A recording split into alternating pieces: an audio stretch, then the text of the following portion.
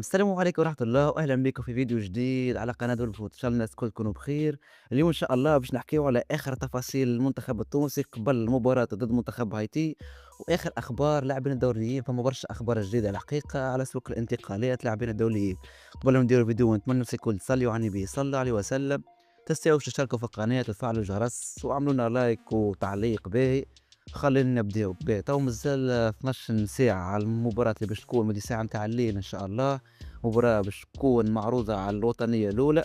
منتخبنا التونسي صاحب التصنيف 47 على العالم ضد منتخب هايتي، تصنيفه 83 على العالم. منتخب هايتي واللي كان تأهل أول مرة لكأس العالم 2026 باش يكون. يعني منتخب ما عندوش تقاليد كيفنا في كأس العالم عموما يعني. منتخب هذا ما عندوش إرث كبير في كرة القدم. يعني تاريخيا وحتى حاليا احنا خير منه برشا برشا.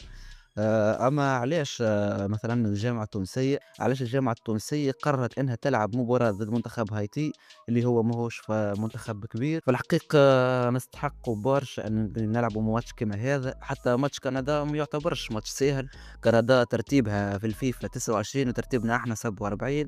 يعني باش تلعب ضد منتخب كندي خير منك على الأقل في تصنيف الفيفا.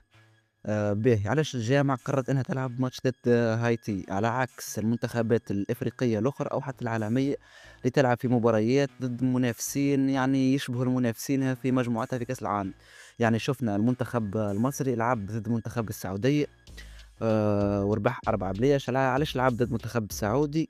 بحكم في كأس العالم باش يلعب ضد منتخب إيران. منتخب إيران نعرفوا الكرة الآسيوية يعني أكيد فما تشابه كبير في الكرة الآسيوية بصفة عامة. لذا هذيك بروفا الماتش اللي باش يكون ضد إيران. منتخب الجزائري كيف باش يكون عنده ماتش ضد منتخب الهولندي وباش يخوض مباراة ضد الأوروغواي بحكم باش يواجه منتخب الأرجنتين في مجموعته في كأس العالم.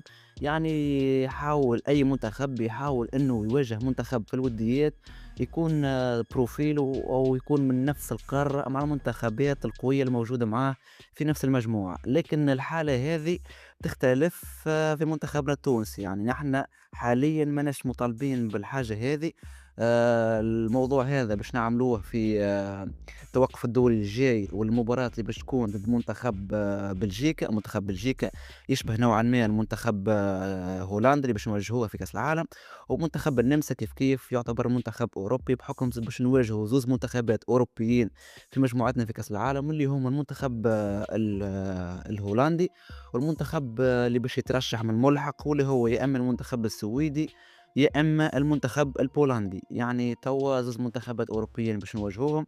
وزيد فوق منهم منتخب ياباني على الطريقه الاوروبيه. منتخب ياباني ماهوش ما يشبهش برشا المنتخبات الاسيويه. ماهوش كما ايران والسعوديه. منتخب ياباني تحسه منتخب اوروبي. باهي بالنسبه لمنتخبنا باش نلعبوا الماتش هذا ضد منتخب هايتي. اول حاجه بحكم نحن ما عندناش استقرار فني مش كيما اشقائنا اللي حكينا عليهم. منتخب مصري عنده استقرار فني مع المدرب حسام حسن قبل كاس افريقيا وبعد كاس افريقيا.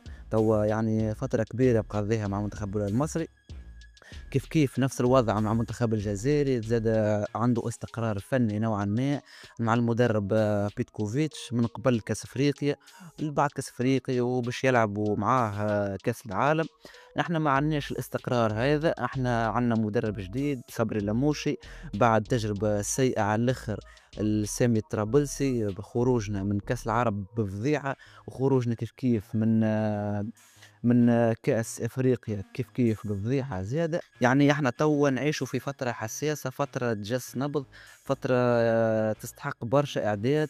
مدرب صبري لموشي لازم يعني باش تجيب مدرب جديد في أول ماتش ديريكت باش تحطه مع منافسين قواو تصنيفهم 20 على العالم و15 على العالم. الحقيقة هذا باش يكون فيه ظلم كبير.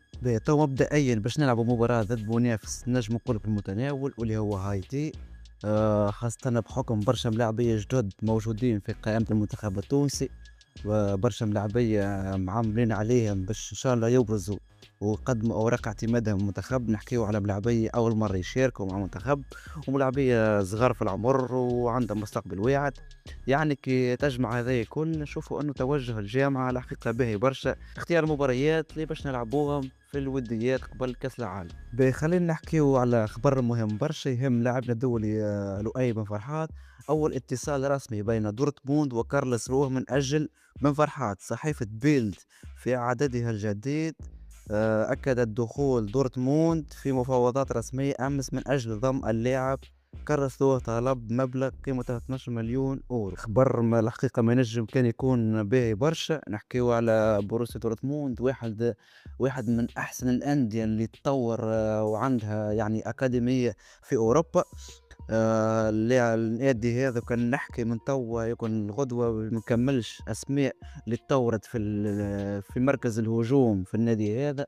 أبرزهم ايرلينغ هالاند لاعب مانشستر سيتي الحالي. ان شاء الله بعد الخبر هذا علاش ليه قيمه لؤي بفرحات التسويقيه زيد ترتفع اكثر واكثر، وان شاء الله يوصل قيمه تسويقيه من 20 مليون اورو، وهو باهي برشا باش هكا تولي تكون. بحكم نحبوا قيمة التسويقية للمنتخب التونسي ترتفع أكثر وأكثر. علاش ليه توصل ل 100 مليون أورو ومن هنا كأس العالم إن شاء الله. علاش ليه خلينا نشوف مع بعضنا أهم لاعبية هايتي المحترفين في دوريات أوروبية.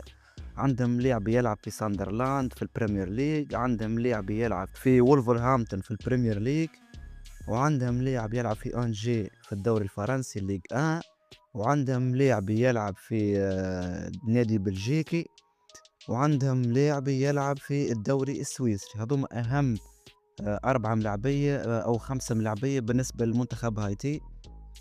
المهم لهنا نكون وصلنا لاخر الفيديو. ان شاء الله الانتصار للمنتخب التونسي الليله في المباراه، وان شاء الله باش نعملوا فيديو بعد المباراه نحلوا اداء منتخبنا ونتعرفوا مع بعضنا على اللاعبيه اللي برزوا في المباراه. اكيد باش تكون الربح باش يكون بدايه باهيه لصبري لاموشي. المهم لهنا نكون وصلنا لاخر الفيديو. نلقاكم في فيديو قادم ان شاء الله، وسلام.